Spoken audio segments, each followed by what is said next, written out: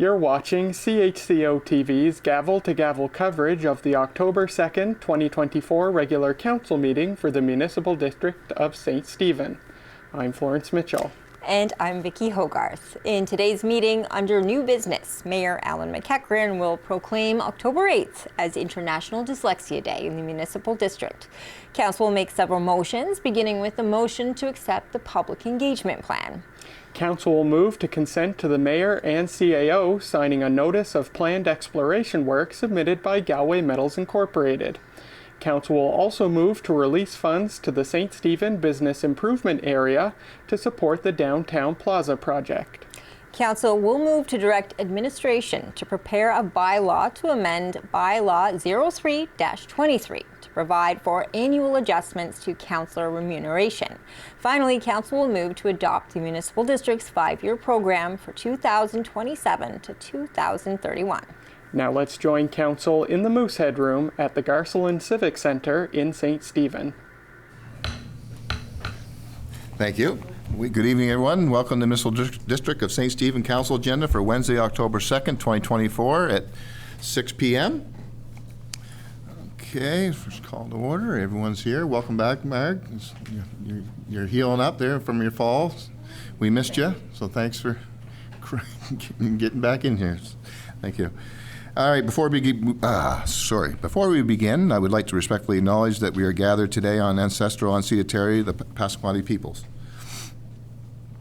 I will take a mover and seconder for the proposed resolution that the agenda for the regular council meeting, October 2nd, 2024, be approved with the addition of a late closed session agenda item. So that's an addition there. Councilor Eastman, Councilor Greenlaw. All those in favor? Aye. Any opposed? Okay, motion approved. Thank you. Any conflicts of interest this evening? Seeing none. Okay, can I have a mover and seconder for the minutes of the regular council meeting held on August 28th, 2024 be approved as presented? Councillor Harding, Councillor Wright. Any questions? All those in favor? Aye. Any opposed? Motion carried. Thank you. Okay. Next up, we got the mover and seconder for the report of the Chief Administrative Officer. Be acknowledged and received. Mover and seconder, please. Deputy Mayor Wheaton, Councillor Heislip. Just point of order here. Did we miss something there? No. Yeah. This is a council meeting, right? Yeah. Yeah. Okay, no, let's see it on that Okay. page. Sorry. Yeah.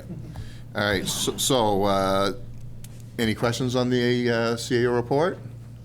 Anything you'd like to add, Jeff? Thank you, Your Worship.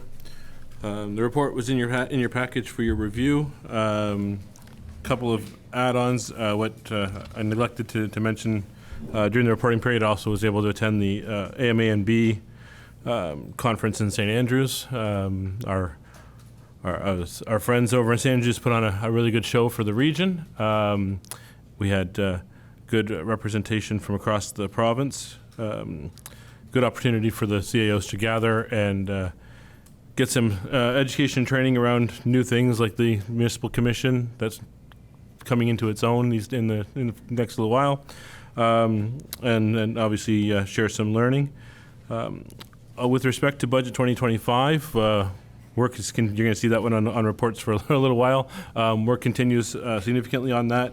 I know some citizens before the meeting approached me about, and Councillor approached me about the public sessions. Those are still planned. Working on determining the most appropriate date given the timelines of getting some of the audit work done and finishing up the early drafts of so that I have actually something to present. So it may be, last year we were in mid-October, it might be a little bit delayed to closer to the end of October. But I have every intention to do that. I enjoyed that presentation very much last year. I thought we had some very good conversations in the room. I'd like to repeat that. So we'll endeavor to get a date out by the end of next week at the absolute latest. If not, we'll try and get it earlier so that people can put it on their calendar. So that I wanted to add that to my report. Otherwise, my big professional development was the ICMA conference. I listed a few of the sessions that I attended there. If any of the council, I know some of the councillors are often interested in some of the learning that goes on at these things. I do have my entire conference book in my office if anybody wants to flip through some of the sessions. There's hundreds and hundreds of sessions that go on over a 4-day period. And obviously, you can't be in all the rooms. Many of them they do provide us recorded access to after the conference, which is nice. We can go to the ones we weren't able to in person. Some of the things there that I tried to focus on a wide variety of things, but was quite intrigued by some of the public engagement things that different municipalities are trying, whether it's podcasts or different ways to gather feedback and what to do with that feedback once you get it. Obviously, I've talked to you before about modernizing the budget process. So I did attend the priority-based budgeting session. We're not quite, or we're still not quite at the point where I'd be suggesting we switch over to that, but I think it's a conversation we should have maybe even as early as 2025, or in 2025 for 2026 year. And obviously some of the future trends is very interesting. Some of the really interesting things I found really interesting was some of the work being done out of places like the Mayo Clinic when it comes to aging and what that's going to mean for municipalities as far as people being more active longer in life, healthier longer into their life, and how do we design our recreation facilities, how do we design our programs for a group that historically we've assumed that you get to a certain age and we're no longer in the service industry for a certain demographic. Some of the work that's out there is saying that we need to be really planning for extending those services into the later parts of life, and over the next 10 years. So that future thinking, obviously, artificial intelligence is huge in our business right now. The bigger cities are obviously putting more resources behind it and doing more with it, but there's artificial intelligence that's being used to draft a lot of municipal budgets just based on trends and analysis, and so it's a wave that's coming. We're not there yet, but the more we're aware that it is coming down the road, the more we're better position ourselves to brace for that wave when it gets here. So a lot of great learning, but if there's any questions, happy to take them. But you want to share that one agenda item that caught my attention? Just to share with people, it's not just here in our own little area. I know the title's pretty crazy, but it really brings it home. It did its job. I don't want to throw it, but if you're prepared to, I wouldn't mind you just sort of touching on that. I'm going to go down a limb and say the mayor's referring to the last bullet point in the session list. The title alone, I think, caught a lot of CAO's attention from across the world. Actually, there's 27 countries represented at this conference. And it's something that is all public officials are dealing with across the globe. It's and 90% of it is probably 90% of the discussion was around Facebook and as a realm of misinformation that we have to deal with. It's an unfortunate fact of our society right now. But that session, essentially, I mean, I said to the mayor, that session turned into a large group therapy session for a bunch of municipal managers from across the world, as we were sharing our issues with these things. It's interesting that when you get into the Facebook world,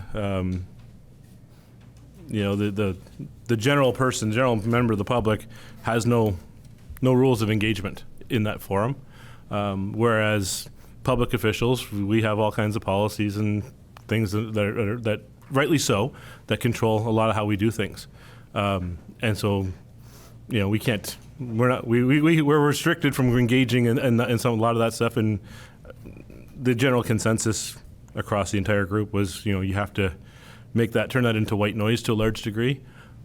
I disagree with that theory, and I talked to a few of the colleagues there, because I guess I like to break things down into their component parts, and I see that when Facebook gets riled, whether it's misinformation, accurate information or not, generally there's a frustration at the base of it.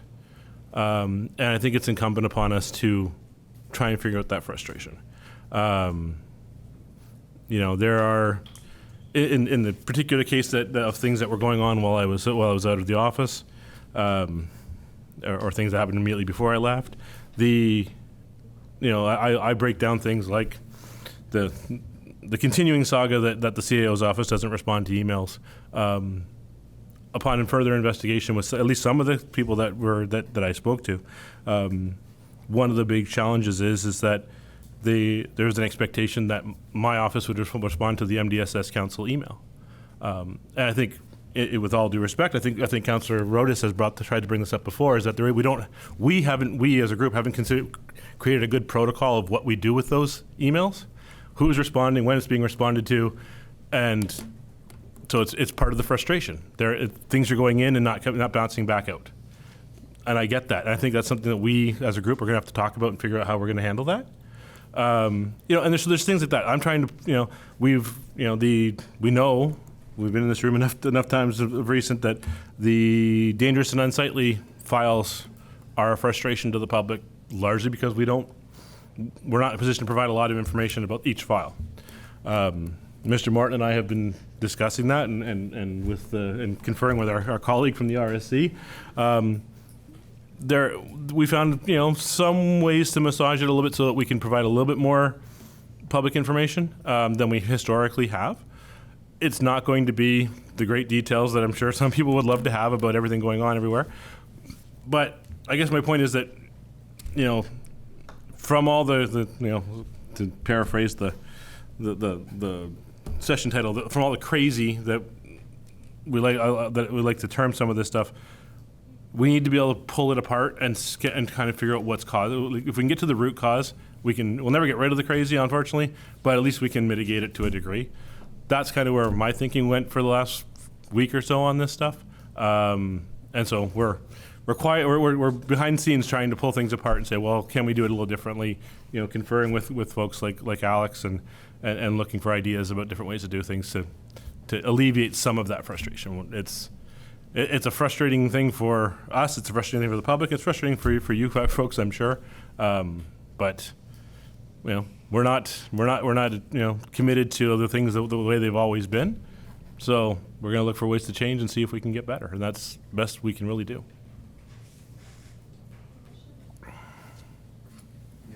Sorry, just one sec. I'm just going to add some more of that because it is. I mean, it's bigger than St. Stephen, but I know we got to take care of our own backyard here, obviously. But just even today, I was signing an incentive package for a building, and Jeff and I talked about this, and it's actually a building that we are actually being talked about online. It's not as deep as the last one just happened to actually tear this one down. But if you look at that building today, a guy bought it, fixed it up. It's got. It's the one. It's I call it Dwarf Complex, but it's got EXP Realty in the bottom. It's got apartments going on up top. That was almost being forced by the public to tear down at one time. So that's why there's policies and procedures in place to protect that stuff and get us to that place. We don't want another green space in our downtown either. We got to, So just know that I just want people to please appreciate the work that staff is going through to get to these things, and they are working. I watched a lot of staff getting thrown under the bus here, and it's not just happening here. I see it's happening in the school systems. Our superintendent had to put out a notice. They're attacking the school staff too, and it's we can't go down that road because we're better than that. The staff is doing what they can. Council's doing what we can. This work together, and anyways. We'll get to a better place. We just know that everyone's doing our best here. I heard from, are you okay? Councilor Wright? Thank you. I see in the executive assistant's report a mention of the Access E11, I think it's called, reporting portal for citizens, and I had a constituent of my riding reach out and ask if there's any, kind of like we did for the Alertable app, is there any stats you can give about the uptake on that and how well it's working in average resolution times? Has it improved things? So they just wanted a quick update on that, if you could. Sure. So Access E11, it's I would say it's been a very successful launch. I know many people in this room have used it for one thing or another. It does provide reporting. I haven't been running the reports simply because we're still learning the system. We're still getting the habits in place for making, once the pothole is evaluated, that's being updated quickly. So my intention was to actually start with January 1, because a lot of the early data in our system right now for this calendar year is actually all of our testing stuff and our training. So there'd be a lot of things in there that would just get pulled out that just are junk. It would be junk in, junk out. So we're trying to finish the training and the familiarity for all the staff that do have access to it. And then, but yes, absolutely, we can do reports that show, the average response time. We can do a heat map as to are all the same issues being reported in the same areas? And figure out if that tells us trending or anything like that. So yes, there's lots of reports we can run out of that system. We've just been working on getting the basics and the habits formed first before we start doing that evaluation step. Sorry, follow-up. But the uptake has been good. I mean, it's always a mystery who's out there that's complaining about a situation they know about and hasn't put it into the system. We do. I will say we've got a lot less emails coming in about XYZ pothole. There's a lot of people that are taking opportunity to go into the system and put it in. The big challenge, I think, and Celeste is more the quarterback on the day-to-day on the UN1, but was that feedback loop often gets caught in junk mail for the citizen. So, I haven't heard back. I haven't gotten a response. Generally speaking, if Celeste gets in touch with them, it's been stuck in a junk mail. So once they clear that, they tell it it's not junk. It's much faster and much better feedback. But again, it's one of those learning curves. But yeah, I think speaking from my perspective, I know I have it open every day on my dashboard, and I see all the cases. These guys often see just the cases that are assigned to them. It's been working quite well, both for internal work orders as well as external work orders. So, yep. I just want to make sure that I don't think it was said that, I know you're talking the name of it. What we're talking about is a service request form for our municipality. So if you got an issue anytime, you can go in, and just want to make sure people understood what they're talking about. All right, thank you for the question. You still got one? Councilor Rodas? I just want to go back to this. So the title of that professional development segment was How to Deal with Annoying Crap, an open, bold group discussion on dealing with crazy and how to embrace such challenges. Now, I'm just going to be really straightforward when I say this. Crazy doesn't come out of nowhere. As a social worker, I see this. It takes time for people to get to a point where they explode, and it's often because they have been devalidated time after time after time, and they get to a point where they're no longer willing to be cooperative and work well with us. And I can speak to this situation because 1 year ago, I brought this person to our Community Safety Committee and was told that was not an appropriate forum. Then I addressed it over email, not an appropriate forum. Then when we talk about emails coming in and whose job it is to respond, I brought a communication plan forward, was shot down on that, and told that we didn't have any issues with communication and that constituents were simply just using me as a pawn, essentially. So in the spirit of transparency, I think it's time that we start to look at the fact that we need to take some accountability in terms of how we allowed it to get to a point where people do feel crazy. And I can tell you right now, if that were my building and my entire livelihood were connected to it, my home and my business, I would be losing my mind. And we all would. And I would, as a counselor, if it were my home, it'd be dealt with, right? And we have to really consider that. I mean, I'm pretty sure all of us around the table, if it were our home and our business attached to it and our livelihood, it would be dealt with. Now, my issue here,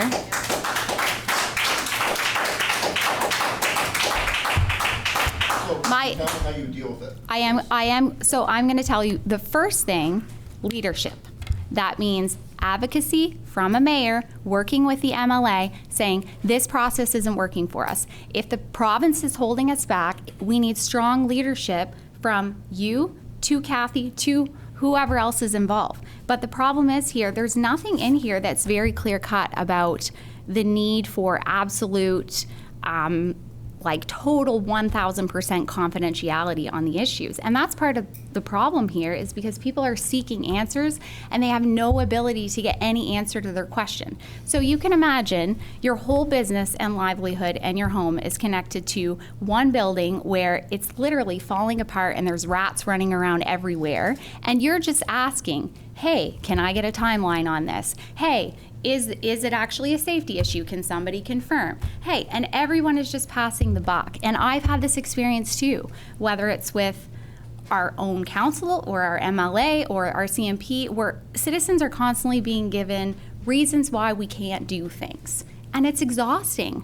Why not, okay, these are the limitations and this is how we can work around them to find some sort of solution or mitigate the harm and the risk involved. It's not about like a fix. And when citizens come forward, that's often not what they're looking for. They're just looking for somebody to acknowledge, hey, I can understand why you're upset. And this is the process, this is how it works, which I know we've done that. But on top of that, what can we do in the meantime to mitigate the risks for that person? And all you have to do is walk by there and think to yourself, how on earth could that not be deemed structurally unsound? And that's a question I have too.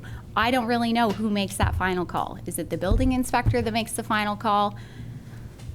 I don't know. I just think we need to do better, and sometimes it's not about a straightforward solution. It's just about a matter of coming together at the table and advocating harder for our citizens because they deserve it. I wouldn't want to live like that either.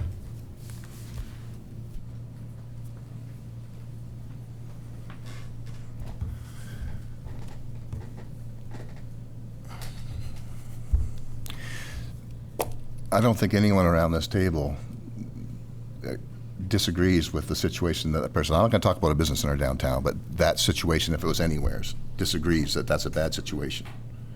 But there's civil issues there, and there's the unsightly thing that could be an issue there that we don't know where it's at.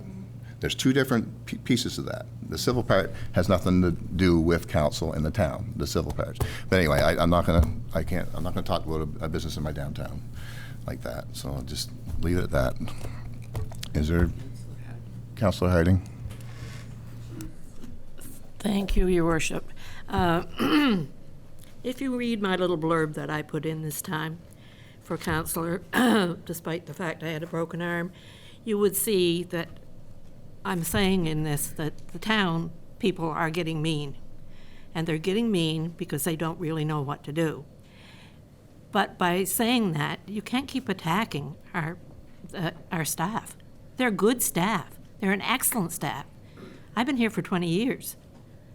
You know, I don't think you can be doing that. And yes, people do get frustrated. And yes, there should be ways to make them feel better, but not by attacking our staff. We shouldn't be doing that. Thank you, Your Worship. I'm not saying thank you, but the mic's not on. I get no control of this, so sorry. Thank you, Councillor Harding.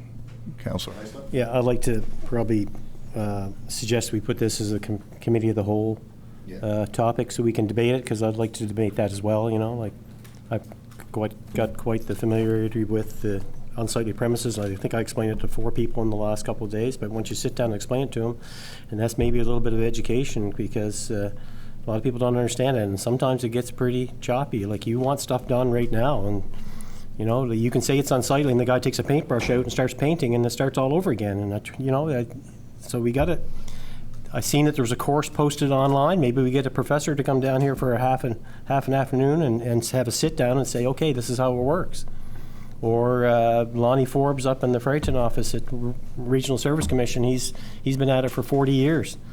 That's who I worked with, so he knows his stuff, and he has presentations on unsightly premises. So maybe we can get that cleared up, and people get a good understanding of it. And at least I get a better understanding of it too, even though I've gone through it. It changes all the time. So maybe we can do that, but we should be talking about that at Committee of the Whole. Yep. All right. Any more questions on the CEO report? All right, seeing none. I had a mover, I had a seconder, and I've asked the question. All those in favor? Aye. Any opposed? Motion carried.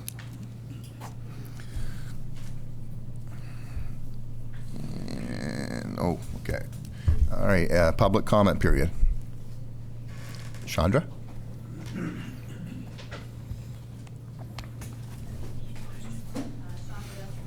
I just have a couple of questions. Sorry, I got a little bit twisted here. I did want to just say that I was really fortunate today that I was able to ask a few questions to Celeste and Kev Sumner and Michelle Vest, and even our CAO when I came in the door here this afternoon or this evening, and I got a ton of info. Everyone was so helpful and responsive, and it was great. I loved it. And it just ticked off so many boxes for me, so that was really helpful. But I still have a few questions, so I'll just get right to it. So the first thing I wanted to ask about, and I just want to recognize too that maybe you don't want to answer a question right now, but it might be part of your report, and you could just address the questions then, because I'm looking at you because I'm going to ask you a question. Anyways, sorry. So my first question has to do with, sorry, now I'm a little bit thrown off. So in the document on page 20 and page 75, there's discussion or proposal around the plan, the consultation plan, for the rural, or for the planning document. Now I've forgotten what that's supposed to be called too. Sorry, I'm a little bit thrown off. But I think you know what I'm talking about, right? It's the proposed plan and looking for council agreement that the plan is okay. So I have a couple of different questions about that. So first of all, it talks about mail-out survey. And so I want to just ask about how you plan to mitigate the known risks about mail not getting to some of us in the rural community. That is a very real issue. We saw it with the amalgamation, and we also saw it just recently during the shopping survey, which of course isn't nearly as serious, but still something that we should be getting. So that's my first question, especially when we're going to spend money and it's such a critical matter. How do we make sure that people actually receive the survey or the whatever it is you want to send out? Another question about it is, I noticed that the timeline in this document isn't exactly the same, or doesn't include consulting with the stakeholders, interviewing stakeholders, and doesn't include the provincial consultation. So I just wanted to know, is that still in the plan and just not discussed here because you don't need council approval maybe for that? And the third question related to that has to do with the consultation, what ultimately is the objective?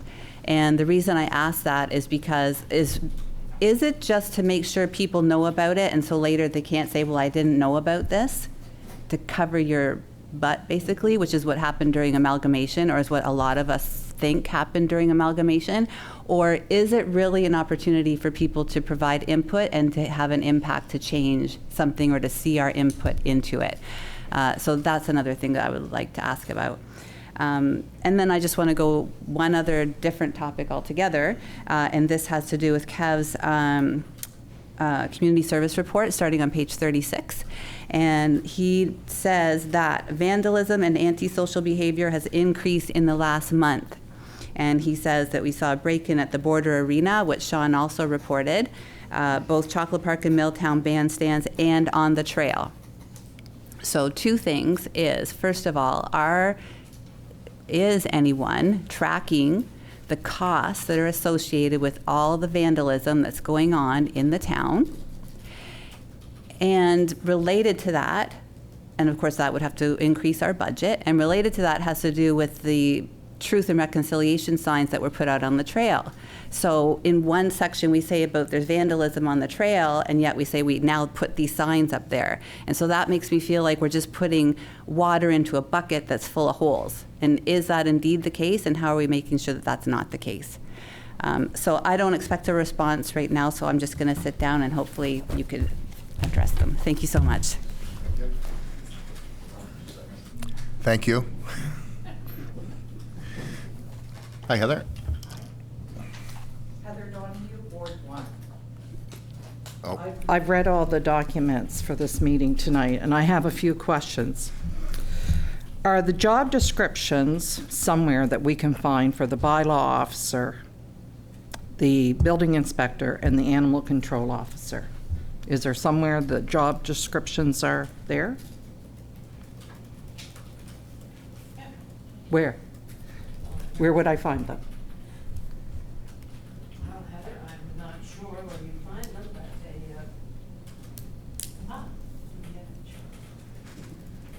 must have had one at one time. Job descriptions, would they be online? Would they be online? Yeah, that's your department.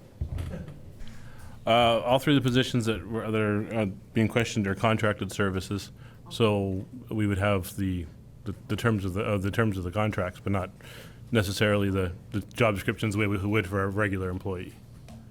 Just So they have contracts, so are those private? Like, can we see their contracts? How do you think you could probably request them? But again, that's your department, Jeff. be subject to our TIPA disclosures as far as, so some of the information would be easily releasable and some of it might not be, but we can certainly review that and make available whatever's available. Oh, sorry, Heather. I'm trying to look in both directions. So any of that information would be subject to the RTIPA requirements. So some of the information may I can't say would be, may be protected, but like the scope of work and things like that would be releasable as part of the contract. So it'd just be a matter of reviewing the documents before any release was happening.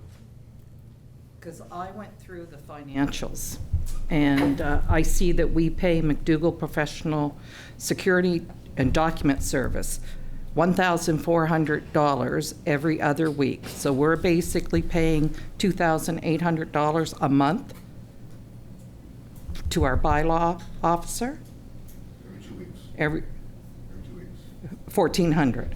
So we pay $2,800 a month. No, every 2 weeks. 14. It wouldn't. It's bi-weekly. No. No, wait. You could have 3 in 1 month. Anyway, sorry. Bi-weekly. So basically, we are paying Okay. $2,800, give or take, a month. And then I see that we pay the Fundy Building Inspection $3,680 every other week. Is that correct? Yeah, sounds right, but just from seeing the checks, yeah, roughly. So we basically pay approximately $7,360 a month. If we're paying $3,680. I think that's monthly. I have to get back to you on that. I don't wanna- Well, I mean, in the ledger for this month, there were 2 payments of $3,680. 2 weeks, 2 weeks. So in a 4-week period, then, we are paying $7,360? Is that correct? So, yeah. Anyway, We pay, for the animal control officer, we pay $1,876.33 a month. Okay? So for these 3 positions, we are paying approximately $12,036.33 a month.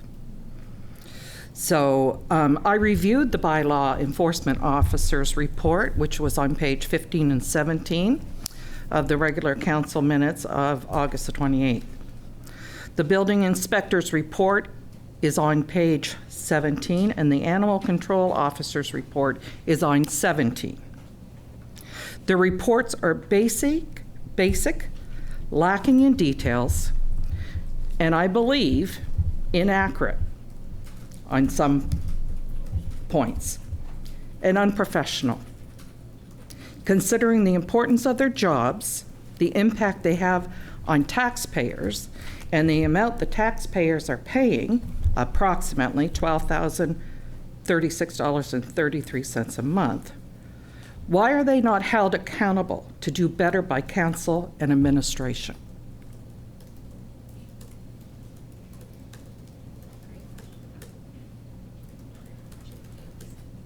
I don't think it's fair to mix them all up, because they all do different duties. But anyway, I just want to. See what their job descriptions are. But the bylaw one is the one you don't like his monthly report, right? The bylaw one, or all of them?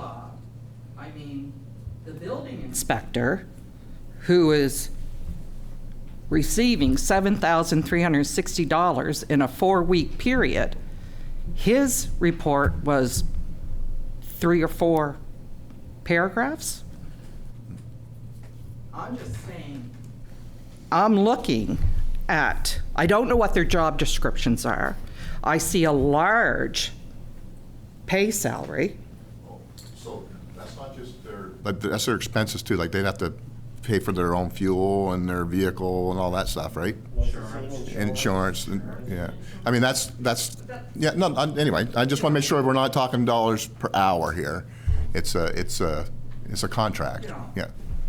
I get paid, but I don't, my insurance and my gas, and I don't take that into account. I'm just looking at where 3 contract jobs, we're paying $12,036.33 for approximately a 4-week period. And their reports are not really telling the taxpayers what they're doing. And I want to say, it's Heather Donahue from Ward 1 is asking this question. So.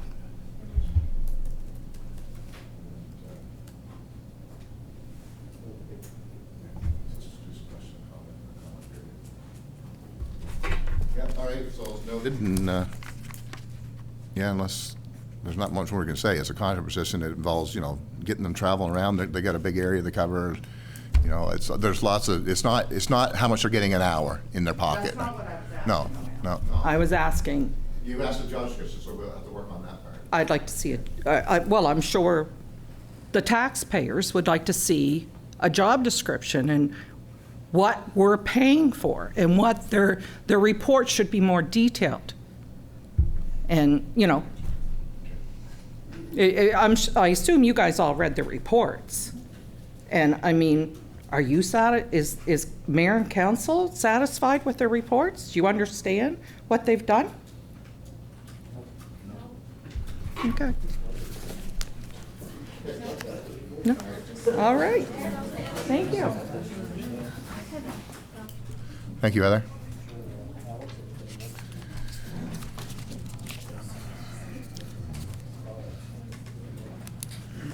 Oh. From Ward 3. I did have a question, but I think Jeff answered it for me regarding the budget meeting and the public budget meetings that are scheduled. I'm glad to hear that. I just wanted to make a comment that Councillor Greenlaw and Councillor Eastman had a town hall regarding the budget meeting back in May, and it was very well attended, and it was also very informative.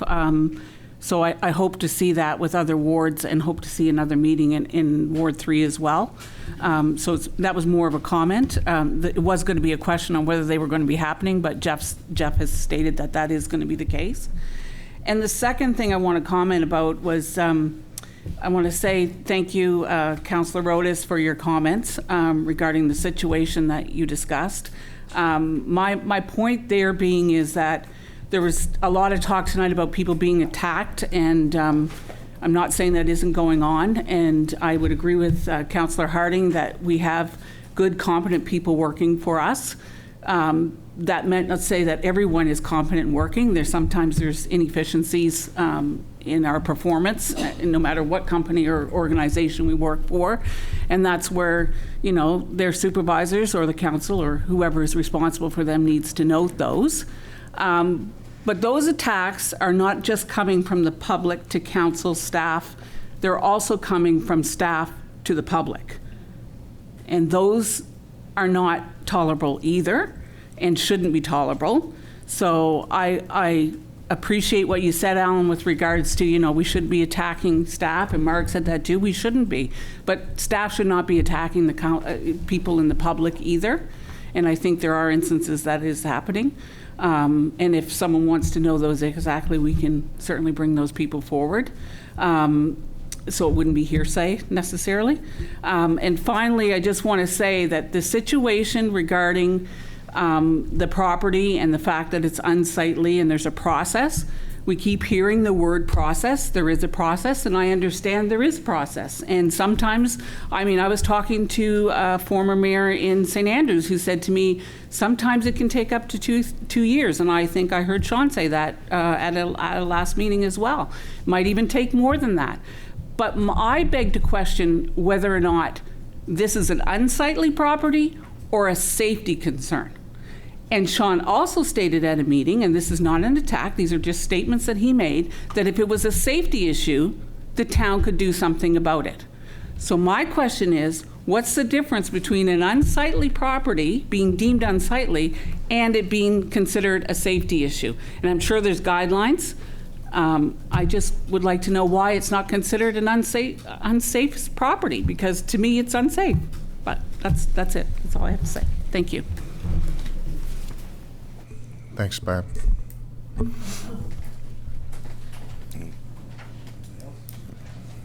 Oh, yeah, another one. David Whittingham, Ward 2, Council St. Stephen. I have a question. At the last council meeting, the CEO mentioned he'd received a phone call the day before from the Deputy Minister of Provincial Department of Social Development regarding what the province planned to do for this coming winter in our municipality, and he expected to get a follow-up phone call by that following Friday. And I'm just wondering if the municipality found out what the province is going to be doing for a warming centre and other services in our community.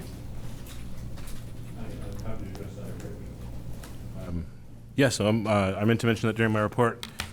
Just before the meeting tonight, I actually reached out to the Deputy Minister in anticipation that someone in the room was going to ask me this question.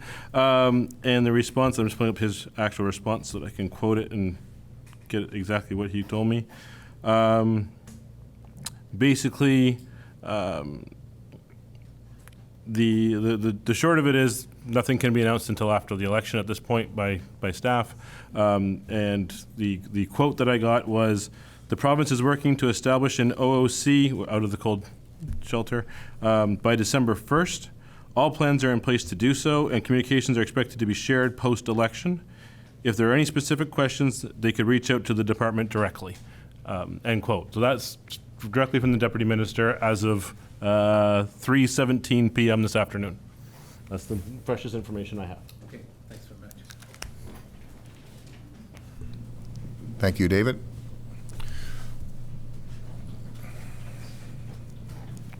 Okay. All right. Thanks, everyone. Okay. Okay, I need a mover and seconder to move into the departmental information reports, be acknowledged and received, please. Councillor Heislip, Councillor Harden. We'll start off with the CAO, Deputy CAO report, sorry, Protective Services.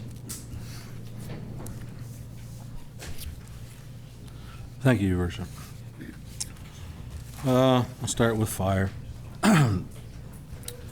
For the reporting period between August 15th and September 18th, we had 31 calls, 3 vehicle fires, 2 alarms, 6 motor vehicle accidents, 4 nuisance fires, 8 ambulance assists, a mutual aid with St. Andrews, a mutual aid with Calais, 1 grass fire, 1 brush fire, 1 fuel spill, 2 smells of gas, and 1 electrical fire, for a total of 31 calls.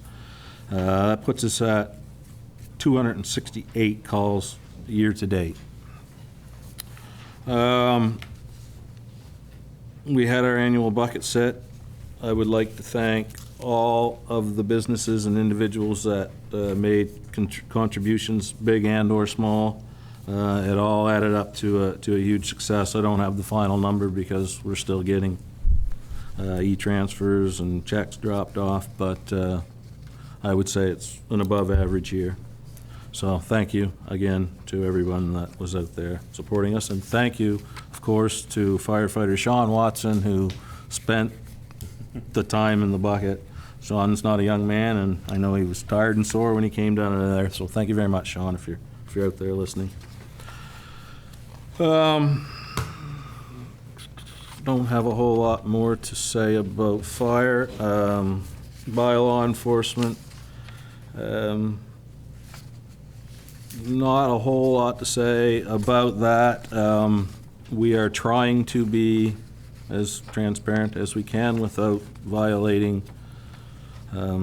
people's right to privacy or any of the other regulations and things that we are compelled to follow to keep ourselves out of trouble. With respect to building inspection, 8 building permits this month, 69 have come through the inspector's office to date, no start work orders issued, 6 unsightly properties we are dealing with under this bylaw. The office has also filed and dealt with 25 inspection reports and occurrences this month. I understand that there's not a lot of detail beyond that in there, but apart from getting into, Manzer was in Joe Blow's house looking at gyprock or doing a foundation inspection, I'm not sure, but we can talk about it at committee about what more we might put in there. But though that is his work for the month.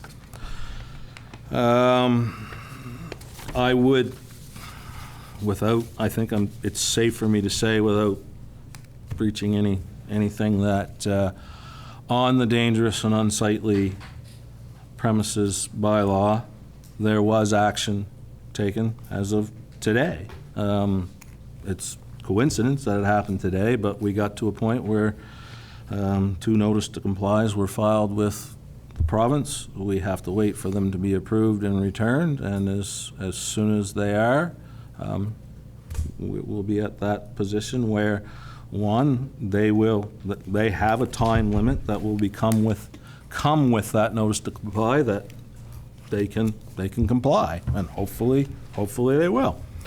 Barring that, council will be giving options like they always do in every situation. Here are your options. Here are our recommendations. Under the law, this is what we can do. You will be given the opportunity to make those decisions in short order, provided they don't voluntarily comply with the orders that have been given. As Jeff has said, there are some ways that we can, in some situations, perhaps expedite the procedures. That being said, there are industry best practices that we try to follow. You will not find those in the Act or the bylaw. These are based on experience with court cases and all of the things that can and do go wrong. So we do our best to follow best practice. I will say that Manzer and I are both building officials. We're both qualified building officials. We have taken training specific to this. I have looked at the course that someone mentioned at the University of Moncton. It is a 6-hour seminar. Maybe I'll take it. I will say that both of us put hundreds of hours into the training that we have taken, hundreds of hours into practical work to get qualified, and hundreds, if not thousands of hours out there working on these files. So we're doing the best that we can. That being said, not saying that there couldn't be something learned from maybe taking a 6-hour seminar at the University of Moncton. There's all kinds of different seminars that come my way and our way. This wouldn't have been one that prior to the last couple of weeks I'd have looked at, because I think there are other seminars that I could be taking that are more valuable. But in light of the last couple of weeks, I'll look into it. And if council wants me to spend $400 a piece for the 3 of us to go and sit through that, we'll do it. Kind of got off track. I do want to say, though, that between Manzer and I, mostly Manzer, dozens of dangerous and unsightly files have been processed over 5 different communities between the 2 of us we've worked for over the last 15 to 16 years. One fact that I can say is the province has never rejected to pay the expenses associated with a single file associated with Manzer and my work in those 16 years. Okay, so that says that we're following procedure and doing things right. Otherwise, we would not be getting reimbursed by the province. I don't know if that helps or makes anybody feel any better, but that is a result of following best practice, following the regulations and the bylaws that are put out for us. And I understand it's frustrating. It very well is. But we have discussed in the last few days and weeks ways that maybe we'll skirt best practice and speed up some of these proceedings. But things do go wrong when you rush. Manzer and I can both tell you stories where we sat in front of the New Brunswick Planning and Assessment Tribunal because of not necessarily, well, in Manzer's case, it was a dangerous and unsightly. In my case, it was a planning-related thing, but they're all interlinked. I've spent 2 days testifying because proper procedures were not followed. And we don't want to go there. We are on, the town of St. Stephen was put on notice that we are likely going to be going to court for a dangerous and unsightly premises file that the owner of the property felt proper procedure was not followed. It's yet to be determined whether we were right or wrong. We feel we did everything right because we follow the best practices and the procedures that we've followed for 15 years. We're confident, but maybe we will lose. I don't know. I think I'll just leave it at that. I do have a long list of qualifications for me and my protective services staff that if council wants to hear it, I'm prepared to give it. I don't think it's necessary, but I did write it down in case somebody wants to hear it.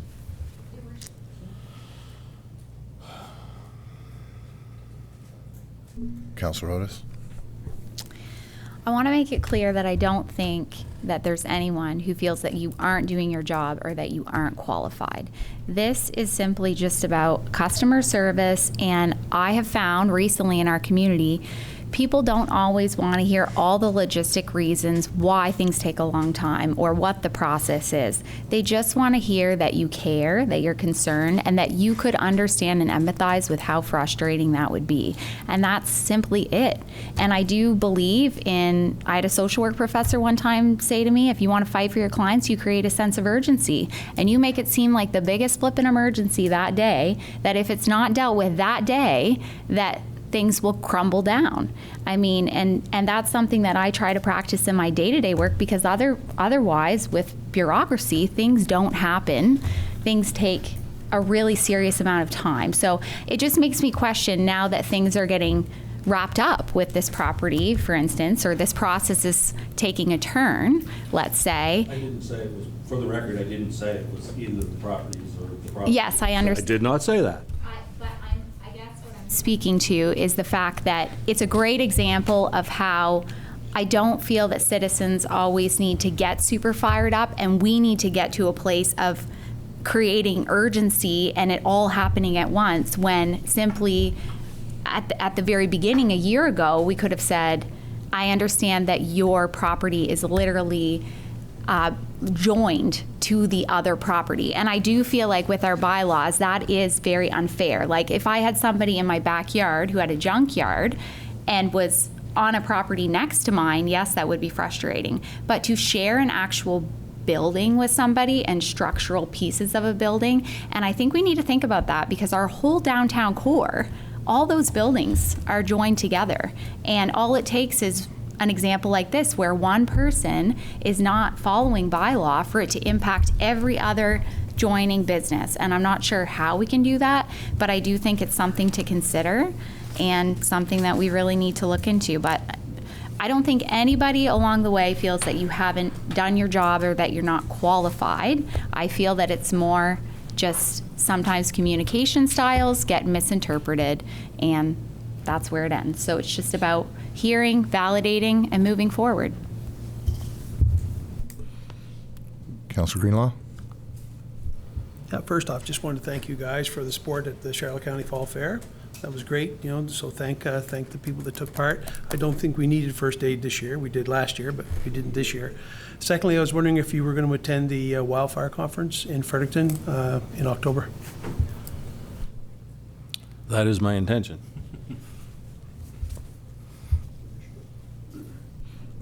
Thank you. Councilor Heislett?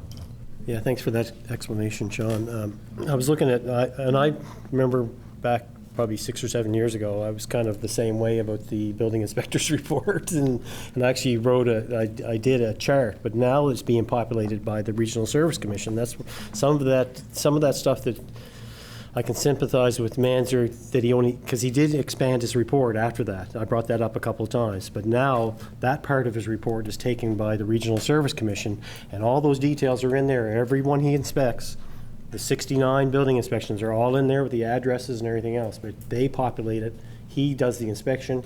He has to keep, probably has a file folder that thick because he keeps detailed reports on everything he inspects. So I just kind of know the background on it. That's the reason I'm doing the explanation. But, I agreed with that in the beginning, but now I see it in 2 or 3 different places because it's in Alex's report too. So there is a little bit more detail in there, but you can fluff it up. But it's like the Public Works report, did 4 water mains, cleaned out 3 drains, it's the same one every month, and that's what you do, but they do a heck of a lot more than that.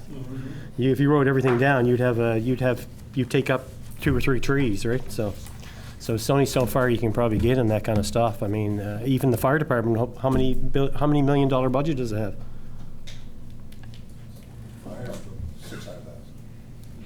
No, it's more than that. Oh, now that I'm It's about $2 million budget, and you only get half-page report. I'm still. So when you start comparing money, like in reports, it's $2 million budget, half-page report. But just what you do is you fought 6 fires, and you did training and did whatever. So you can get into detail, and you can get into the weeds, and we can look at it. But I had that concern too, though. So yeah. Thanks.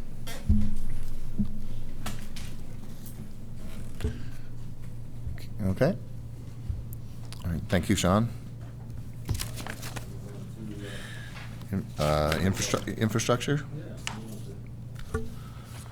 My glasses back on so I can see. As Councillor Heislip mentioned, there's the list of some of the activities, the highlights of water system, streets, wastewater, and the general things that aren't related to the first 3 categories. There's nothing there that I really want to get into directly, I think, but I do have some additions. I'd like to first of all make note, and most of you have probably noticed if you've come down King Street, that some concrete work is going on our sidewalks. I'm very happy with how that's progressing. We may not get as far as we had originally planned because we, like I always saying, when you rip that Band-Aid off, you always find a few more things. So some of the areas that we marked ended up growing a little bit, which shortened how far we end up making it. But overall, we're going to get done somewhere around 400 meters of sidewalk along King Street in this particular job, which will eat up most of the money that was allocated for sidewalk repair for this year. That being said, we have worked on spots of sidewalks throughout the town that are problematic, and I admit that there are still lots of issues on the sidewalks that we're going to work on as much as we can on an ongoing basis. Asphalt. I'm happy to report that the Oak Bay asphalt plant is now open, and we've been buying asphalt from there, which makes us much more efficient. Instead of 1 or 2 loads a day, we can get, 4 or 5 in some cases. That being said, we're running out of money.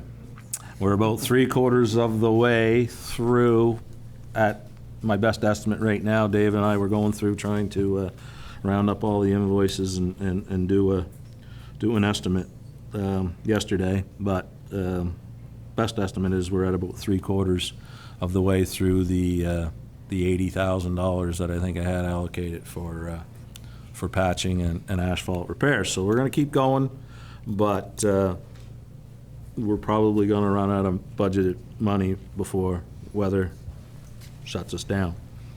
Unlike last year where we ran out of time and weather before we spent all our money. It's just the nature of our world. Wall Street. I reported last month that we had an unbudgeted, unplanned expense related to repairing the wastewater, domestic wastewater along that street. Those repairs have been completed. For the most part, we've been able to cover that part of the expense out of our utility operating budget. I think we may go over budget on some of our lines, pipe and whatnot, but, you know, I'm hoping overall we'll be able to balance that. That being said, that road remains unpaved. Half of the road is asphalt, half of it is gravel. I've drove up it several times in the last week or two. The gravel side of the road is much nicer to drive on. The remaining asphalt is terrible. But the gravel part creates dust. So I know there are citizens that are very happy that we've fixed their sewer problems, but are now unhappy that they're eating dust. We're going to have to make a decision here at this table. It doesn't necessarily have to be tonight, but are we going to pave it? And if so, where does that money come from? That's what I have. The estimate is $60,000 to $70,000 for the record to pave that portion of Wall Street. So that's what I have. I'm open for questions.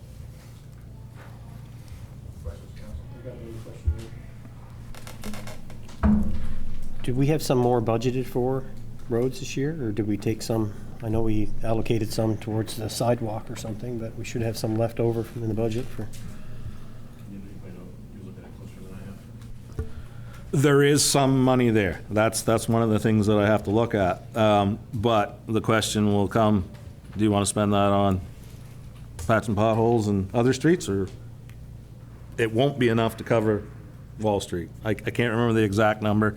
I think there might be 30,000 maybe there. We didn't clean out the paving budget and move it all over the sidewalk. We left some, but I do not believe it's going to be enough to cover this. May help, or it may help with continuing our road maintenance budget that is about to expire. Is that the street that's got the gas line that's going to get changed soon too, that we talked about? We're working on that, and I did talk that perhaps we might be able to squeeze a couple dollars out of them, but we're not going to get asphalt in place, so basically they're going to go up through our gravel, I would assume, and dig up some gravel, put the pipeline on, and keep going. So they'll put the gravel back in, right? They'll argue, well, it was gravel, we put the gravel back. I don't know. We might be able to get a compensation. The strip is going to be about this wide, so it'll be a small fraction of the cost if we are successful in convincing them to maybe help with that. I don't have the answers on all of those things, but that's something that between the three of us and Dave, we're going to have to try and juggle and come back to you guys for a decision. Just wondering with the status. Remember when we had the funding for King Street and that was taken away for a moratorium put on for so many years? Is that up now? Yeah, so we did get word that we're getting some money in 2026 to do, I think it was 600 meters of mill and pave for King Street. So that is coming. That is factoring into our capital planning for 2025 because if we have to dig anything up, we want to do it in 2025 before that new pavement goes on in 2026. So that is coming. And I guess while I have the microphone, I'll just the other thing on the Public Works report that I think is important to note is the meeting we did have with DTI about the King Street Bridge. That's been a long-standing issue. I was contacted by DTI and asked to join a meeting.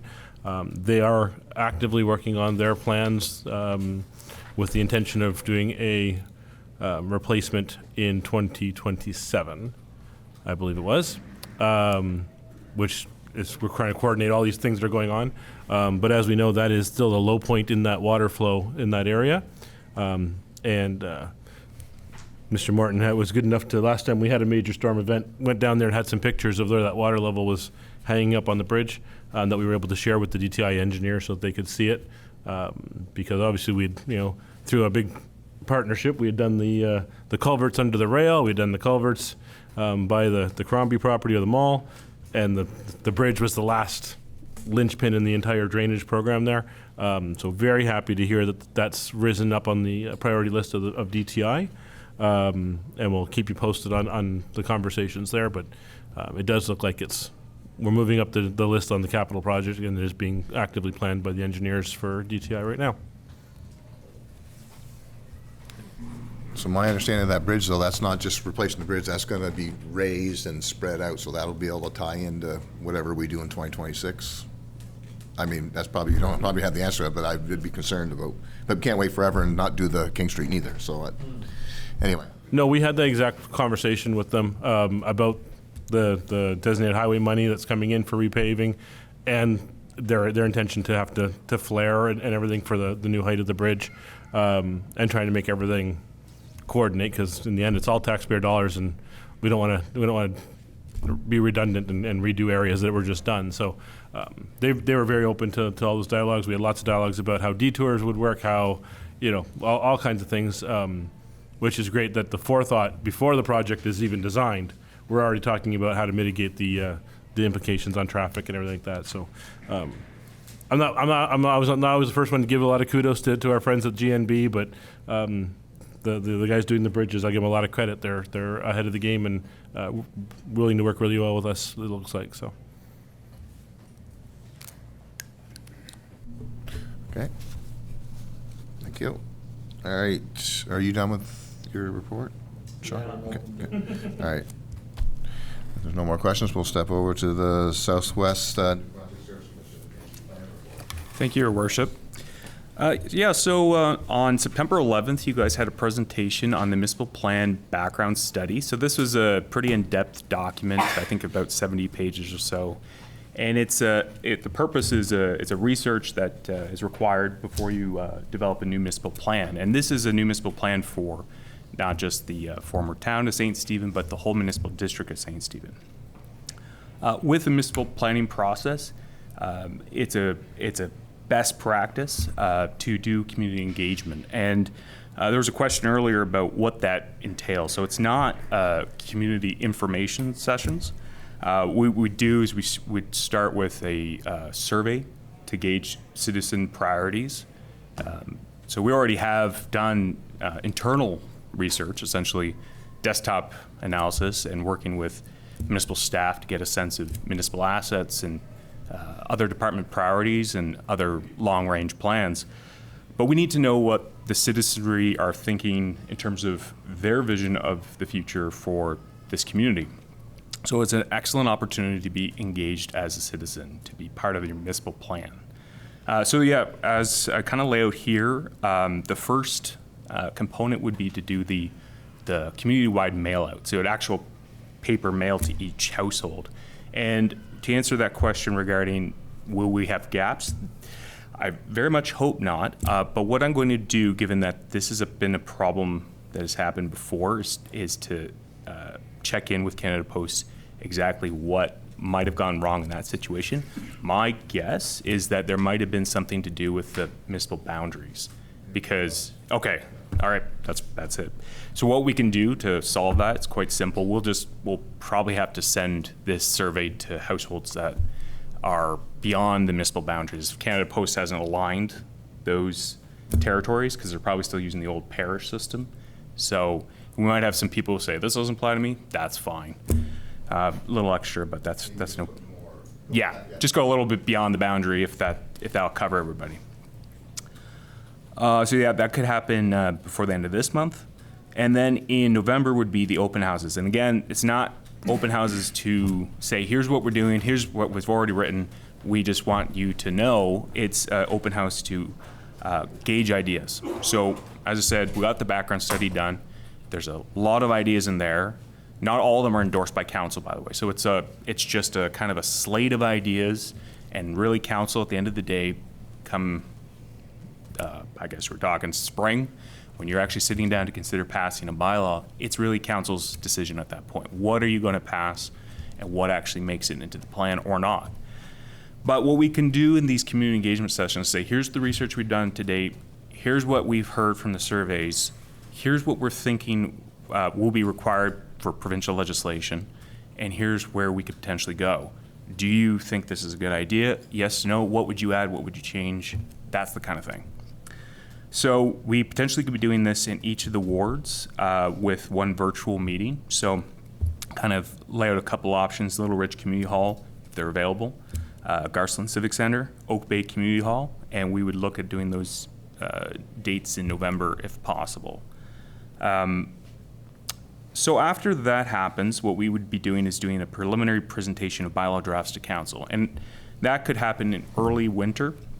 And once we do, then we go into the, if we get a sort of consensus that we're on roughly the right track, we could still have amendments later in the bylaw adoption process.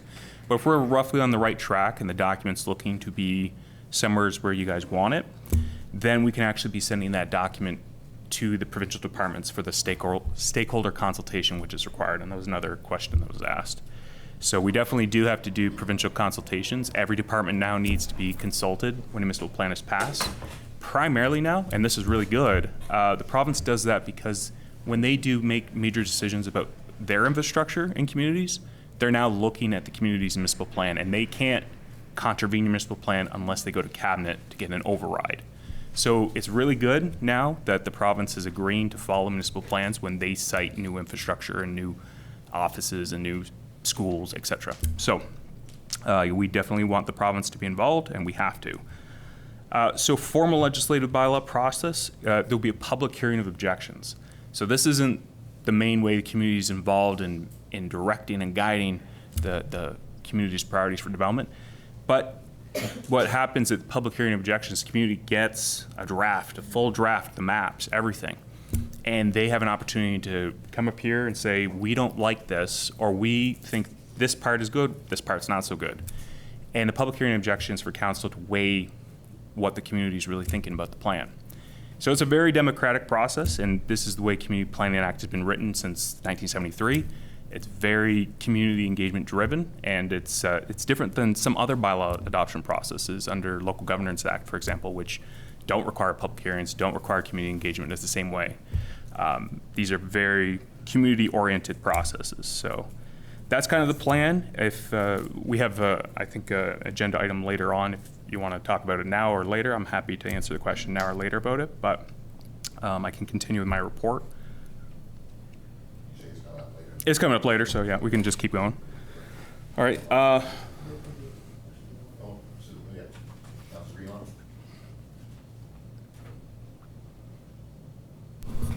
Just on the, on all the bylaws, this is for the whole, new municipality. So when we talk about downtown, like I know there's what we call a secondary downtown plan. Now is that going to be a whole different process? And for instance, the chamber and the BIA and stuff would be engaged in that? Or is this going to kind of encompass that as well? So it's a great question. And so what can happen out of this is there could be a decision that the downtown could be given its own special treatment with its own municipal plan, or sorry, it's called a secondary municipal plan, to use the correct terminology. There is currently a secondary municipal plan for the industrial park. It's kind of recently adopted, 2022, and it's when you want to focus a coordinated development effort around a certain geographic area. Yeah, so it could be, we don't know if that's the best approach. A municipal plan has to cover all the areas. So the municipal plan will cover the industrial park, even though it has its own special plan. It'll cover at a high level. Secondary plans will go more detail if it's needed. So it may be that out of this process, we look at it and say, you know what, there's so many things here. it needs its own secondary municipal plan. But it doesn't necessarily need to be that way, and it's really up to council to decide how you want to structure that. So I guess the answer is we'll see if that's the best approach, and we'll kind of get a sense of what the feedback is. But if there is, through this, there may be things we need to go deeper on. Like the community engagement may start here, but we might have to go further. We might have to revisit some areas if that's needed. So this is kind of like a rough sketch of a plan for how we do it, sort of the basic outline, but it definitely will go more in depth probably as we get into this on different areas. Yeah. Just a brief explanation of the statement of public interests and how they play in. It's a very advanced question, but yeah, no, it's a good one. So this is a new thing as of 2023. So the province adopted essentially a policy for what municipal plans and rural plans across the whole province should hit as a minimum threshold. And most provinces already had some sort of direction from the province about what a community plan should or should not do at a very basic level. So things like avoiding flooding areas, making sure that development is not too far flung from a publicly maintained road where emergency vehicles can access it, making sure that you're considering climate change mitigation, climate change adaptation. So we got to do that as a baseline. We have to do it, and the province will reject the plan if you don't actually address it. So there's different statements covering different areas, and I think I mentioned this before with the mining question earlier in a different council meeting, but one of the things the province wants is you to consider where natural resource developments could happen, so that if a natural resource development were to come to a community, it's a great opportunity for jobs and economic development. They're not necessarily stuck always having to go through a rezoning process, which can kill potential developments. It's better to pre-plan locations that are going to be acceptable to the community, that protect the environment, that set good standards, and to have it built into your plan, because that's best planning practice. To not plan for it and to make it reactive creates a lot of unnecessary problems, I guess you could say. So.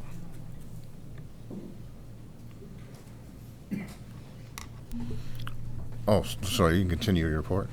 Or Yes, certainly. So we submitted the second round Housing Accelerator Fund grant application for the municipal district. This is going to CMHC, and we expect we'll hear back on it in several months. And we're hopeful this round will be successful and you'll get some money for housing. 78 building permit have been reviewed for zoning compliance and sent on to the building inspector for issuance, and 8 new were done in this past month. 36 development permits were approved year to date, 5 new in the past month, and your total construction value of all building or development permits is just over $9 million. There's been 14 subdivisions approved in the municipal district year to date, and 21 new building lots have been added. 16 zoning confirmation letters, 2 new in the report, and 15 variance terms and conditions applications, 2 new in this report. Year to date, you've had 27 new homes permitted for construction and 11 new in the past month, so it's a big spike in the last month. And that concludes my report. Thank you.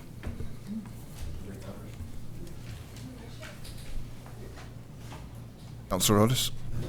Are you able to give me an update on the property on Main Street that New Brunswick Housing was developing at one point? And it was, I believe, a bit of a promise to our community, and I have residents on that street just saying they haven't seen any activity, and just curious as to what's going on there. I don't have a specific update that I can give you. We have another development officer working on this file in my office, so I might have to get back to you on that. But my understanding was we should be quite close to issuing the permit if we have not already. So I'm sorry, that's very vague information. I have to look it up. Yeah.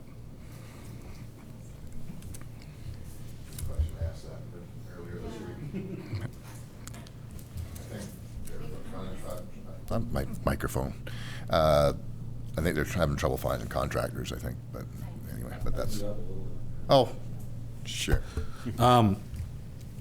We've received, Dave Beach and I received calls from their planners relating to drainage and some of our infrastructure that's there, how best to lay out the whole thing, and they're still trying to figure out some of the nuts and bolts of how best to utilize that property in conjunction with the existing infrastructure that goes under there, and how they may use that to their advantage, but it may mean they have to change their building layout, and so that it's still being figured out.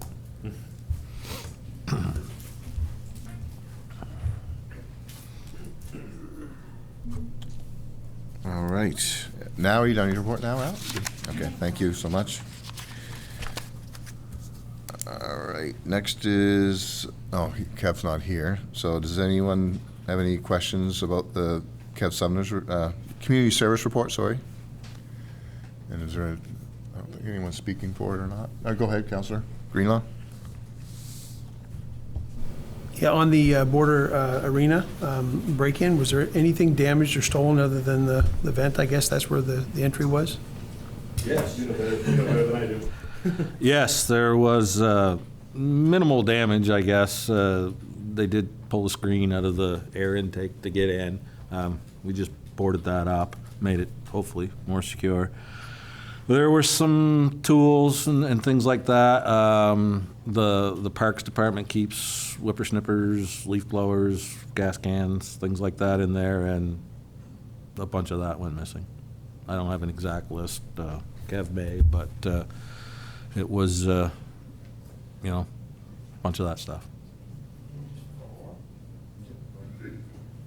So yeah, that, and then the recent damage to the Cotton Mill Monument there in Milltown, where the plaques were broken, and the rash of a little bit excess vandalism.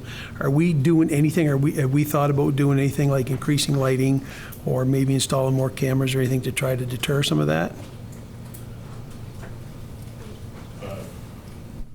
I'll review that with Kev when he's back in the office, and we'll get back to you on what mitigation plan he might be working on. Yeah, I don't think that damage got to the town office yet. That's hot off the press, that one that you're just talking about. Yeah. Okay. Does he? Yeah. Okay, all right. Yeah, but it just wouldn't have been in this report. That's right. Yeah, I got you. So anything further on the community service report? Okay. Treasurer's report. Thank you. Mr. Godso. Assistant Treasurer's report this time, I guess. I'm presenting basically the same report that's been presented in the past. I really would like to take a look at the information that's being presented to the council on a month-to-month basis, and maybe rework this a little bit as time permits.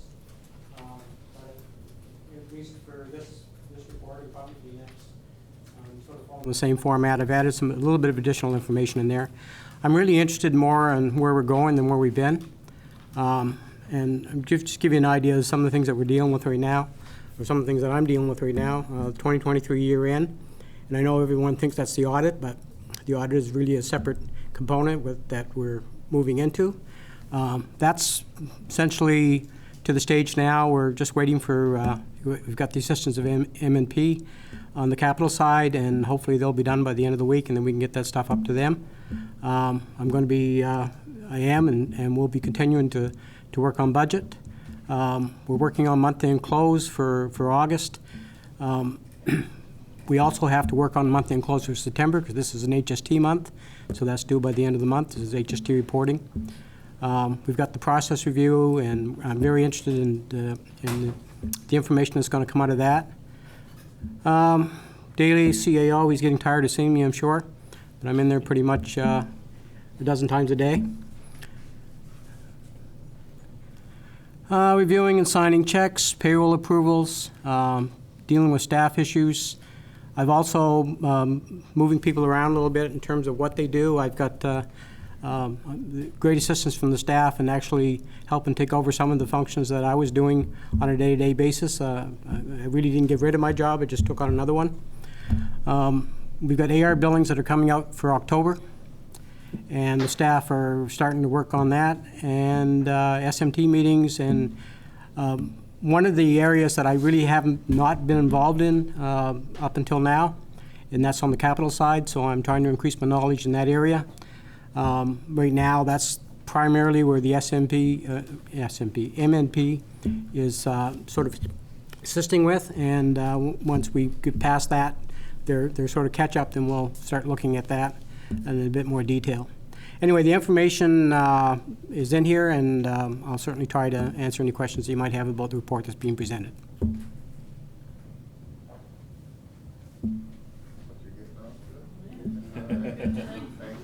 Okay. Yeah. Thank you, Frank. Thanks for stepping in and filling that role for our community, too. Much appreciated. Okay. All right, so next is, okay, so there's no report. We'll get it in next council meeting for a future St. Stephen report. Okay, new business. What's that? You're right this time. Yeah. Oh, yeah. Anyway, yeah. So as Councilor Heisler alluded to, we had the mover, we had the seconder, we had the questions on that. Is all in favor of the reports? Aye. Any opposed? See none. Motion to accept the reports. Thank you. Okay. So new business. I need a mover and seconder to move into new business, and I'm going to do this dyslexia thing. Yeah, good. I'll take a mover and seconder to get into new business. Or Councilor Eastman, Councilor Islip. Okay, as you can see behind me, we got the wooden fish here. This is for Dyslexia Day. It's our school fish, the turquoise for October 8th, International Dyslexia Day. The red is marked red for Read October Dyslexia Campaign. The gold is for our little goldfish waiting to shine.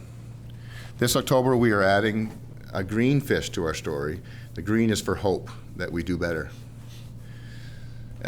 So thank you for creating the awareness in our communities. Dyslexia doesn't get better with time, it gets better with intervention. Anyway, the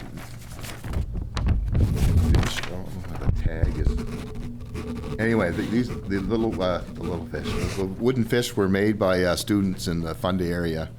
And I'm gonna get her name wrong because it's on the tag in the bag. Is that bag still here or is that gone? Oh, okay, shoot. I'm going to get it wrong. I know I don't want to guess her name, but anyway, just leading the role. Anyway, so these fish were gifted to all the mayors in our region to share and to bring awareness to dyslexia in our region. So October 8th. So actually, no, I'll read some more here.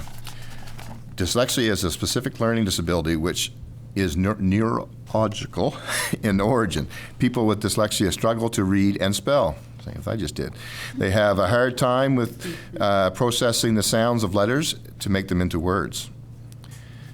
Dyslexia affects 15 to 20% of the population in some way and is hereditary. That means 1 in 5 people have it.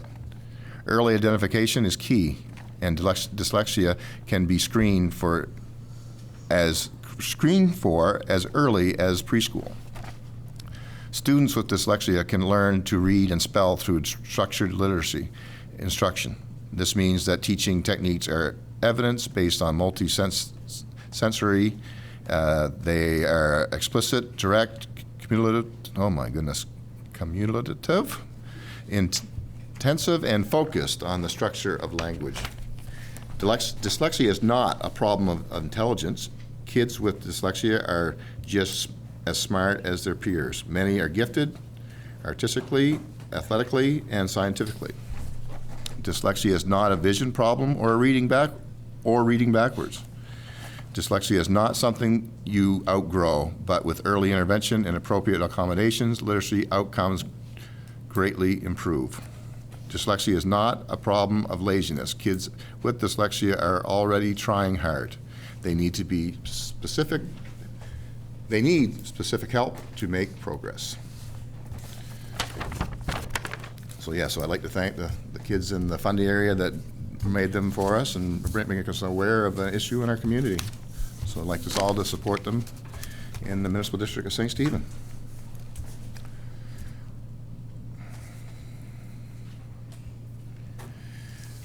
Okay, request for decisions. I need a mover and seconder for public engagement plan for the municipal plan bylaw proposed resolution that council accepts the public engagement plan as presented. Councillor Wright, Councillor Harding, question? All those in favor? Aye. Any opposed? Motion carried, thank you. Mover and seconder for Galloway Metals request for municipal consent. I'll take a mover and seconder for that council consent to the mayor and CEO signing the notice of planned exploration work within the municipal boundaries as submitted by Galloway Metals, Inc. Mover and seconder, Deputy Mayor Wheaton, Councillor Wright. Question?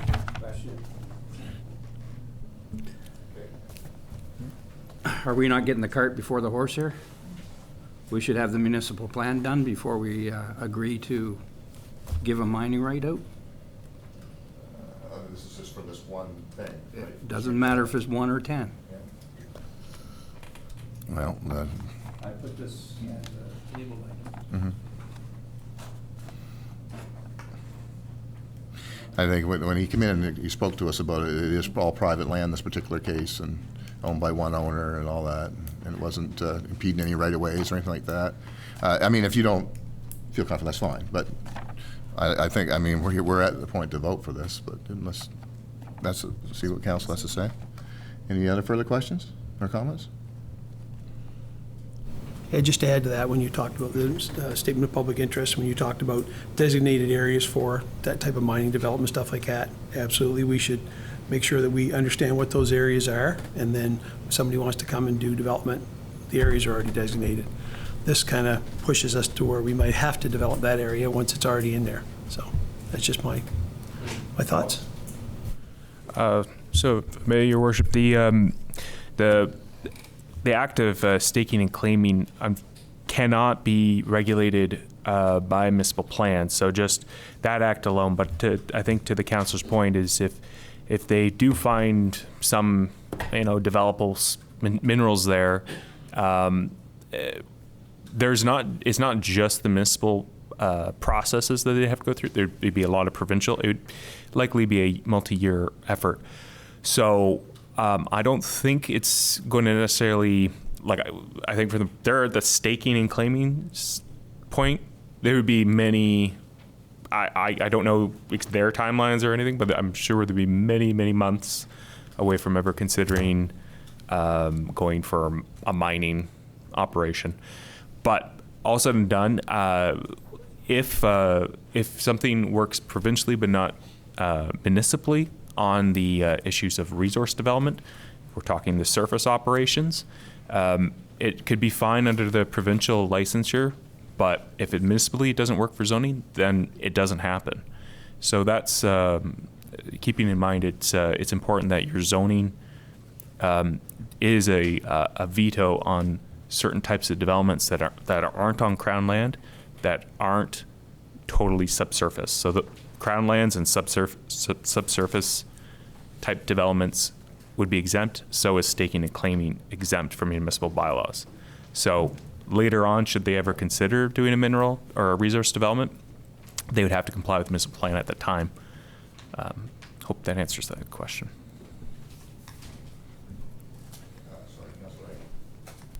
Thank you, Mayor. So from my understanding of what they presented at Committee of the Whole, this is subsurface work. They're just trying to drill a hole and dig some test sites. So that would be exempt from municipal zoning. And specifically, it's described in the Community Planning Act that the act of staking and claiming is exempt from Community Planning Act bylaws. So there's no way to use the Community Planning Act to say to them they can't stake and claim minerals. They can do that. But under the Mining Act, they're asking for your consent. That's a separate thing from me. I don't deal with that. So I'm just saying that you can't use your zoning and so on to say no staking and claiming in these areas. That's just the way it was written. Not in the legislation.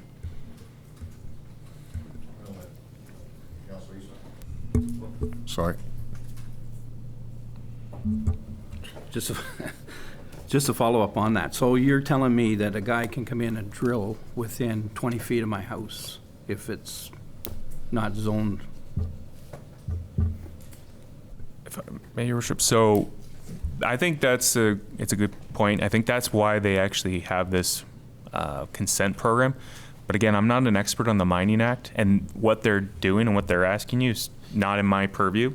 This is something over there. I'm just saying in the Community Plan Act, where I'm an expert in that, this is something we can't regulate with zoning, at least. There might be other things in the Mining Act say how far you have to be from someone's house. I think he did say something like that. Yeah, but again, that's not my area. I don't know.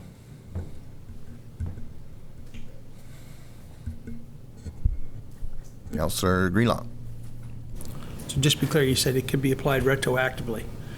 Like, I know that, they can stake and claim and do their exploration, whatever stuff, but then if they decide to mine, because there is resources there, then if they stake and claim and do that now, and we get our planning stuff done and our zoning done next year, then the next year they decide they're gonna mine, it can be applied retroactively, even though they've done their exploration. So what it would be is the act of doing a resource development would require a development approval under the Community Planning Act if it's on, again, private property and it's not Crown land and it's not a wholly subsurface type of mine.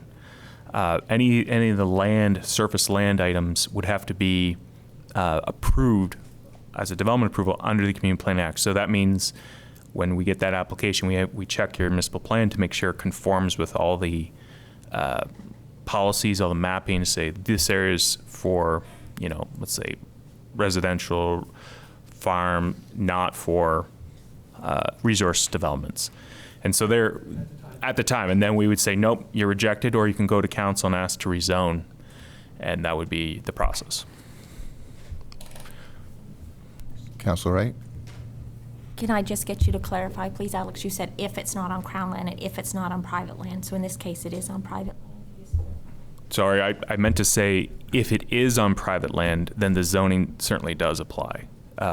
When it's on Crown land, they may be exempt if they're doing it as an agent of the Crown, and there's a technicality there we'd have to go into, but yeah. So if it's private land, for sure, it would be subject to municipal bylaw. Councillor Islip? I would think that if there was going to be a development, there was going to be a lot more detail than what we're talking about here. There's environmental assessments, there's mitigation plans, there's drainage plans, there's WA permits, there's everything you'll see across this table if they're going to set up an active mining site for, but for the, I don't know what the regulations either are in the Mining Act. That's a totally different act that I'm familiar with, but once they get into environmental assessment acts and everything else, and they're doing drilling, like big, heavy-duty scale drilling, there'll be a bunch of acts that'll be, you'll hear about it. That's for sure. That's the problem. I don't want to hear about it. Well, you won't hear about it now. House, you know? We won't hear about it now, but you will hear about it, and there'll be public consultations. It takes years to get through some of those things, right? So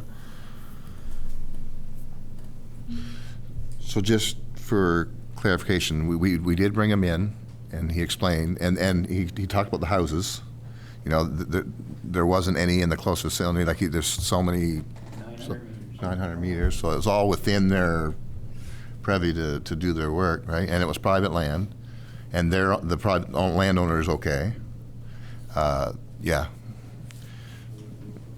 I don't know. This is all new to me. This mining and stuff. This never was in town before. But so are we prepared to bring it to a vote? Yes. Okay, we had the mover, we had seconder, we had lots of questions. All those in favor? Aye. Any opposed? Okay, 1, 2, 3. Harding, Eastman, and Greenlaw. Yeah, okay. Motion carried.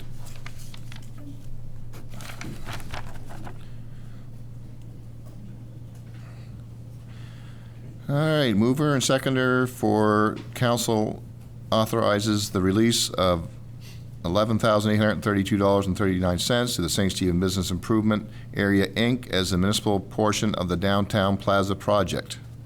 Mover, Councilor Rodas. Seconder, please.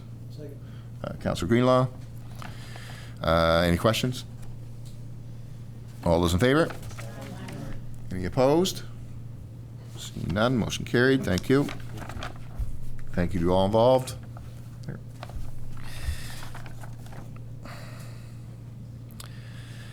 Let's see. Need a mover and seconder for council to direct administration to prepare a bylaw to amend the bylaw 03-23 to provide for annual adjustments to councillor remuneration in a manner similar to that contained in bylaw A17 of the town of St. Stephen. Mover and seconder, please. Councillor Eastman. Councillor Harding. Questions? All those in favor? Any opposed? Motion carried. Thank you. Okay. Also take a mover and seconder for the document entitled Municipal District of St. Stephen 5-Year Program 2027 to 2031 be adopted. Mover and seconder, please. Councillor Greenlaw, Councillor Heislip. Any questions? Any comments? All those in favor? Aye. Any opposed? Motion carried. Thank you.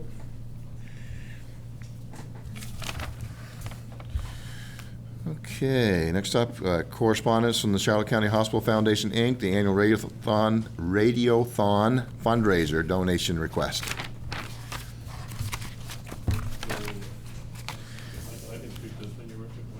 Sure, yeah, I don't know if you're gonna. So we have historically donated to this good cause. In the current year, our community grants fund, which is historically where the money has come from, has been oversubscribed. However, this afternoon I was taking a look at the where some funds could be acquired if you wanted, and we do have room within the CAO's civic relations budget that could be utilized if council wishes to authorize an expenditure for a donation to this cause. Based on what I was looking at, I would say probably anywhere up to $2,000 would be manageable within the current status of the budget. So I'm just putting that on the table. You can make a motion to do that or do another number, but this is something we have historically supported, so I wanted to give you an update of what we could do.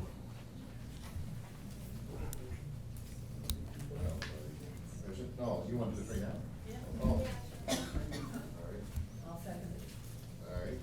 So mover and seconder of the motion for the Municipal District of St. Stephen to deny to the Radiothon. Still, everyone likes $2,000? Yeah. $2,000? From the civic relations. From the civic relations, yeah, okay. Perfect. Yeah, that'll work. All right. Any questions on that? All those in favor? Aye. Any opposed? Motion carried. Thank you. Now, we should challenge the rest of the council here to donate $100 each. Yeah. Definitely going to challenge the other communities, though. Yeah, I just want to say that Radiothon is very important. I know there's a lot of talk about the last piece of equipment hasn't been installed yet. It is going to be installed, and we still need other equipment, so let's keep fighting for the cause and recognize the importance of it. Can I just? You certainly can, Deputy Mayor. I'm just wondering if that's something that we could put in the budget. I know that people have to apply for community grants, but where it's something that they have every year, we could maybe ask them to apply ahead of time. Is that something that we could do? I believe they already have, yes. So Celeste has been managing our community grants fund applications, and they've already been contacted and put in their application per our program. All right. Okay, mover and seconder to accept the council reports. Councilor Greenlaw, Councilor Eastman. Question? All those in favor? Aye. Opposed? Motion carried. Thank you.